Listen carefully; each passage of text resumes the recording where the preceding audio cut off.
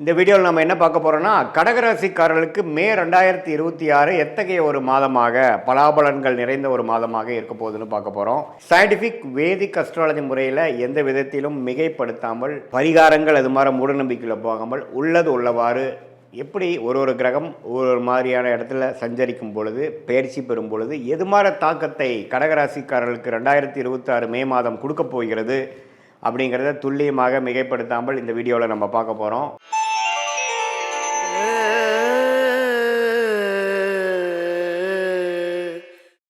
கடகராசிக்கு குரு 12ஆம் இடத்திலே நீடித்திருக்கிறார் மாதம் முழுவதும். அதே மாதிரி சனி 9ஆம் இடத்திலும், ராகு 8ஆம் இடத்திலும், கேது 2ஆம் இடத்திலும் நீடித்திருக்கிறார்கள். எந்த வித மாற்றங்களும் மே மாதம் இருக்க போகிறதில்லை. ஜூன் மாதத்துக்கு அப்புறம் ஆகிற குரு பயிற்சி தான் பார்த்திங்கன்னா கடகராசிக்கு ஒரு அற்புதமான ஒரு பயிற்சியாக வந்து ராசிக்குள்ளேயே வரார். அதை அப்போ நம்ம அப்புறம் பார்ப்போம்.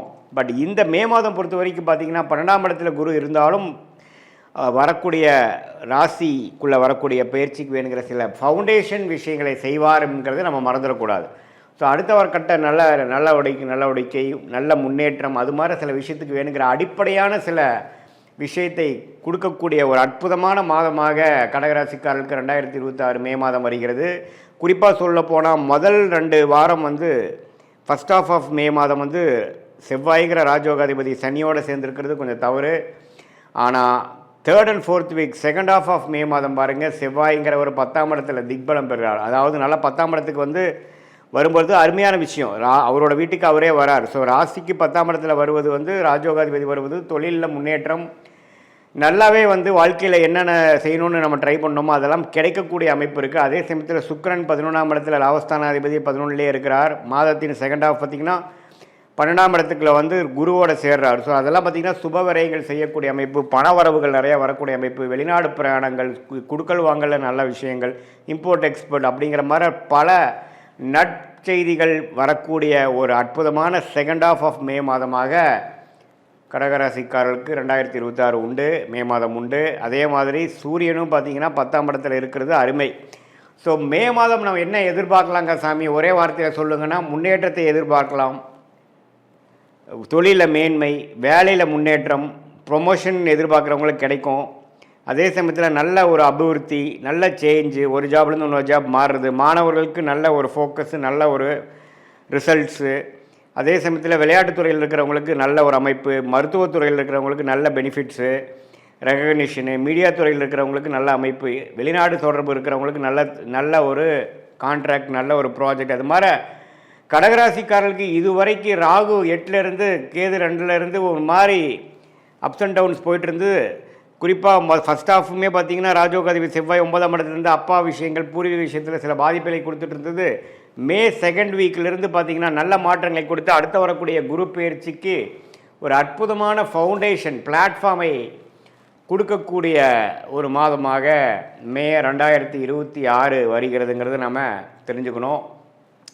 இது வந்து எல்லா டைம்லேயும் பார்த்திங்கன்னா குரு 12லேருந்து விரயங்களை கொடுக்குற மாதிரி இருந்தாலும் அது நல்ல விரயமாக, சுப விரயமாக அல்லது அசுப விரயமானு பார்க்கும் பொழுது இது மாதிரி கிரக அமைப்பு வரும் பொழுது நல்ல ஒரு விஷயத்துக்காக டக்குன்னு ஒரு இன்வெஸ்ட்மெண்ட் பண்ணி அது மூலமாக பெனிஃபிட்ஸ் பெறக்கூடிய ஒரு அற்புதமான ஒரு காலகட்டமாக கடகராசிக்காரர்களுக்கு வருது. அதனால் கொஞ்சம் இதெல்லாம் கொஞ்சம் பார்த்து யூஸ் பண்ணிக்கணும். குறிப்பாக வந்து செகண்ட் ஆஃப் மே மாதம் நீங்கள் நல்ல அமைப்பு பண்ணிக்கணும். இது பொதுவான பலனை தவிர உங்களுடைய ஜென்ம ஜாதகத்தில் நீங்கள் வந்து பிறந்த தேதி, பிறந்த நேரம், பிறந்த உரை கொடுத்து திருக்கணித பஞ்சாங்கத்தில் நம்ம ஜாதகத்தை போட்டு உங்களுக்கு என்ன நட்சத்திரத்தில் நீங்கள் பிறந்தீங்க, ஆயில்ய நட்சத்திரமா, பூச நட்சத்திரமா, புனர்பூச நட்சத்திரமா, அதே சமயத்தில் அந்த லக்னம் எந்த லக்னத்தில் பிறந்தீங்க, லக்னாதிபதி எப்படி இருக்குது, அந்த லக்னத்துக்கு எந்த மாதிரி யோகமான தசைகள் போய்கொண்டிருக்கிறது அப்படிங்கிறதெல்லாம் நம்ம பார்க்கும் பொழுது அது யோகமான திசையா, சுமாரான திசையா, இந்த கோச்சார் அமைப்பாகிய சனிப்பயிற்சி, குரு பயிற்சி இதெல்லாம் நம்ம இப்போ போயிட்டுருக்கு இல்லைங்களா, அதெல்லாம் சேர்த்து வைத்து பார்க்கும் பொழுது கடகராசிக்கு எத்தகைய ஒரு அமைப்பு வந்து அடுத்து வரக்கூடிய ஷார்ட் டேர்ம் எப்படி இருக்குது, அடுத்து வரக்கூடிய 6 மாதம், 8 மாதம், 10 மாதம் எப்படி இருக்குது, எது மாதிரி திசையில் நம்மளுடைய வாழ்க்கை திரும்புகிறது, எது மாதிரி சாய்ஸ் நம்ம எடுக்கலாம், வேலை வாய்ப்பா, தொழிலா, சில பேர்த்துக்கெலாம் பார்த்திங்கன்னா வேலைக்கு போகிறது தான் பெஸ்ட்டு, சில பேர்த்துக்கு பார்த்திங்கன்னா தொழில் பண்ணுறது தான் நேச்சுரலாக நல்லா வரும். ஸோ எது மாதிரி அமைப்புகள் அவங்க இருக்காங்க, எந்த பாவம் வந்து வலுத்திருக்கு, எந்த மாதிரி விஷயங்கள் வந்து இருக்குது, திருமணம் வந்து காதல் திருமணமா அல்லது அரேஞ்ச் மேரேஜா, எது மாதிரி டைமில் நடக்கும், லேட் மேரேஜில் நடக்கிற மாதிரி அமைப்பு இருக்கா, அல்லது வந்து கொஞ்சம் ஏர்லியாகவே நடக்குமா?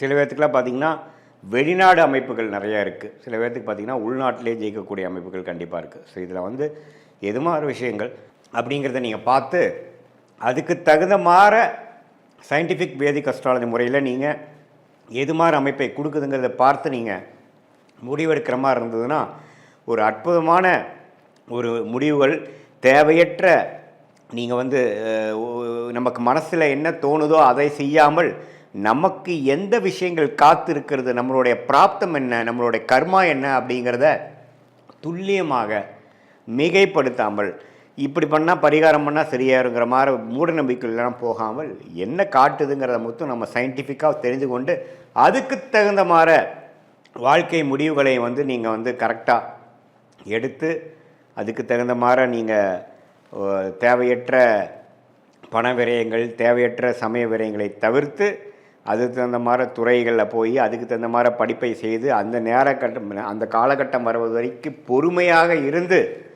செயல்படக்கூடிய கடகராசிக்காரர்கள் கண்டிப்பாக பணவரவில் வந்து எந்த விதத்துலேயும் குறைவு இல்லாமல், அதே சமயத்தில் வந்த பணத்தை நான் இப்படி விட்டுட்டேங்க சார் அப்படிங்கிற மாதிரி இல்லாமல் எந்த நேரத்தில் எது வரும்பொழுது எது மாதிரி விஷயங்கள் செய்யலாம் அப்படிங்கிறதை நம்ம தெரிந்து கொண்டு சம்டைம்ஸ் பார்த்திங்கன்னா ஒரு 2-3 வருஷம் ஒருமே நடக்காத மாதிரி இருக்கும். அந்த டைமில் நீங்கள் என்ன போட்டாலும் பார்த்திங்கன்னா பண விரயங்கள் தான் ஆகுமே ஒழிய பண வரவு வராது.